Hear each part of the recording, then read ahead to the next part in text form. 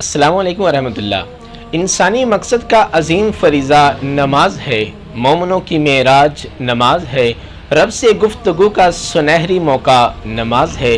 ذرا رکیے، گفتگو کا یہ ایک اصول ہے، جو متکلم بیان کرے وہ خود بھی اسے سمجھائے۔ اب ہم نماز میں رب سے گفتگو، حمد و ثنا، دعا التجا کر رہے ہوتے ہیں اور ہمیں معلوم بھی نہیں ہوتا کہ ہم کیا گفتگو کر رہے ہیں، کیونکہ ساری نماز عربی زبان میں ہے اور ہماری قومی زبان اردو ہے۔ حق تو یہ ہے کہ ہم اپنی شریعت کی زبان عربی سے واقف ہوں، نہیں تو کم از کم نماز جو ایک دن میں ہم 5 بار فریضہ ادا کرتے ہیں، اس کا ترجمہ ضرور سیکھیں۔ اس لیے نماز مع ترجمہ کورس کا آغاز کیا گیا ہے۔ سب سے پہلے ہم اللہ تعالیٰ سے دعا کرتے ہیں، یا اللہ تیری توفیق کے ساتھ کورس نماز مع ترجمے کا آغاز کر رہے ہیں، ہمیں استقامت عطا فرما، حاسدین کے حسد سے بچا، شریروں کے شر سے بچا، اور ہماری یہ ادنا کاوش اپنی بارگاہ میں قبول فرما کر ہمیں دنیا آخرت کی بھلائیاں عطا فرما، آمین یا رب العالمین۔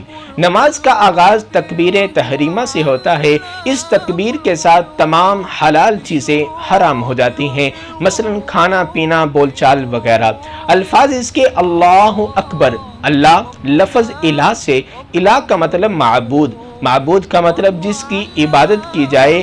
اکبر اسم تفضیل کا صیغہ ہے، اسم تفضیل کے اندر مبالغہ پایا جاتا ہے، یعنی کہ سب سے بڑا، اللہ اکبر، اللہ سب سے بڑا ہے۔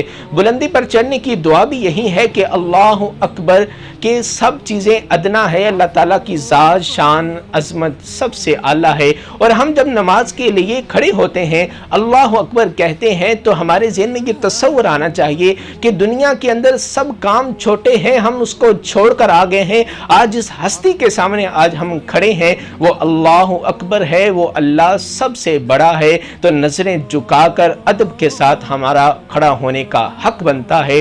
اللہ اکبر، اللہ سب سے بڑا ہے۔ آج کا سبق ہمارا صرف اتنا ہے، کل انشاءاللہ اگلے سبق کے ساتھ ہم حاضر ہوں گے۔ السلام علیکم۔